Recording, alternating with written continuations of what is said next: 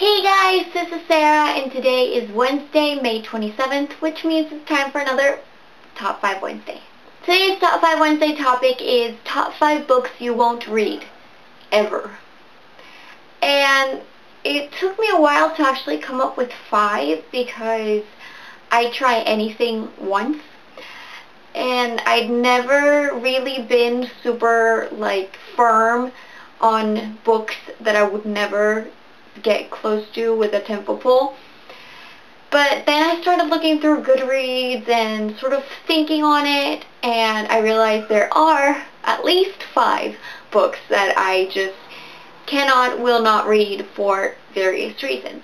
So, without further ado, let's get started. In spot number 5 is Lolita by Vladimir Nabokov. I think that's how you say his name. And I know this is a classic. I know a lot of people have read it. And I just feel like the subject matter is something that I cannot personally read. I can't. I mean, I know that to learn about something and to be able to criticize something, you have to learn about it first. But I just know I don't think I can stomach that subject matter in specific. And another book on this list sort of goes with the same reason, but I just know my boundaries. I know sides of things that are just no's, big giant no's, morally and values, and I just cannot read this. In spot number 4 is No One Else Can Have You by Kathleen Hale. This has more to do with the author than with the book itself.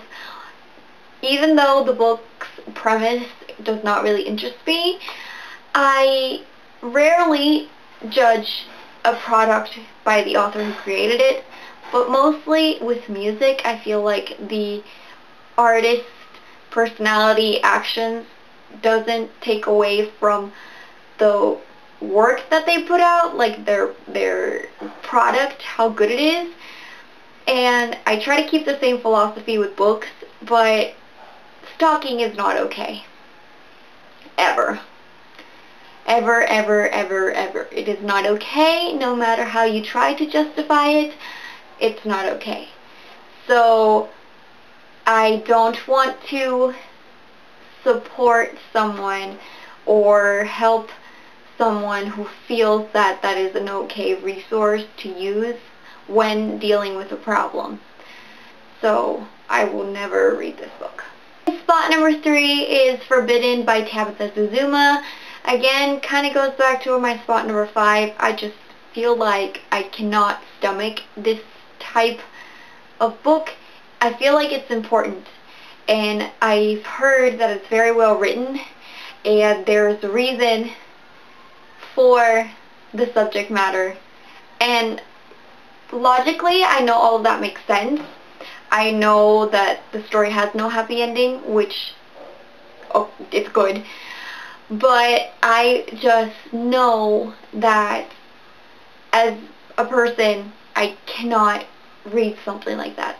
I can't, and I have stumbled upon something like this similarly in the world of fan fiction, which I will talk about later in the video as well, that is sort of like a taboo and is seen like a fetish at some parts, and I just cannot do it. Can't. I mean, some people don't see a problem with it as long as it's fiction, but I'm not one of those people. I just can't do it. In spot number 2 is After by Anna Todd. If you did not know, this is a reworked One Direction fan fiction, and I am a huge fan of fan fiction. I read fan fiction to this day. Mostly Twilight, some Percy Jackson and the Olympians, very little Hunger Games. But I am a huge fan of it. I have met so many wonderful authors who only write fan fiction, and I feel like they are wasting their talent so much. I wish they would write real books that I can hold in my hand and experience and go back to forever and ever in the rest of my life. But I'm so appreciative of what they do in fan fiction. This author is not one of them. There have been 4 books published, and I feel like the people who know of fan fiction, my community of fan fiction, critiques this revamped so much that I trust their opinion, and I know it was just a name changer. Like, there was no added things, there was no reworking. It was just like, change the names. And I just don't really want to read it. It's not my cup of tea, and it is really disappointing because out of all the books that should be published in Spanish countries for readers to experience, this is the one that ends up in my country. This book.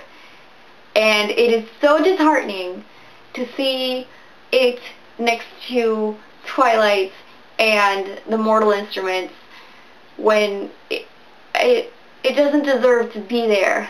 I'd rather Aristotle and Dante and the Secrets of the Universe be published in Spanish, Falling into Place by Amy Zhang be published in Spanish, anything but a reworked fanfiction that is mediocre at best.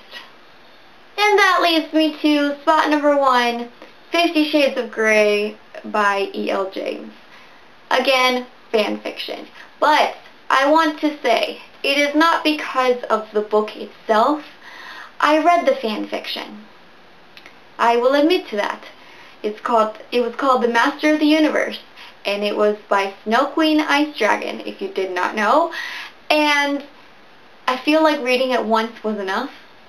I feel like this, again, was a name changer, not really a revamp. It was a name changer. All it did was change the names, and it stayed pretty much the same.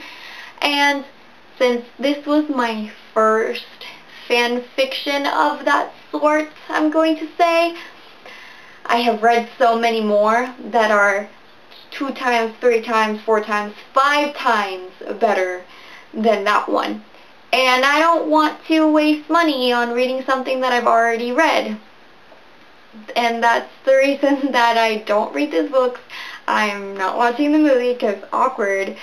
And I'm just going to keep the memory of the fan fiction alive, keep that memory in that first eye-opening situation, and leave it at that.